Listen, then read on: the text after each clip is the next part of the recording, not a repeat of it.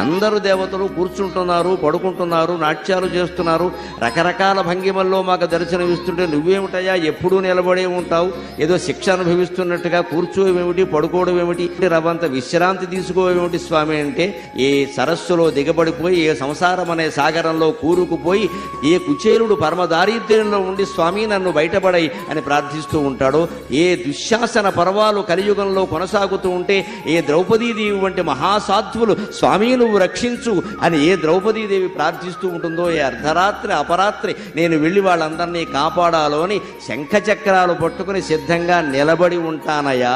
పడుకుంటే లేచి బయలుదేరడం కష్టం కదా, ఎవరికైనా దేవుడికైనా. ఎవరో మేలుకొలుపు పాడాలి, సుప్రభాతం పాడాలి, లేవాలి, బయలుదేరాలి. అంతకంటే నిలబడి సిద్ధంగా ఆయుధాలతో సహా ఉంటే వెళ్ళి కాపాడొచ్చును కదా అని నిలబడి ఉంటానయ్యా అనే సమాధానాన్ని స్వామి నా మనస్సులో స్ఫురింపజేశారు శ్రీ వెంకటేశ్వర.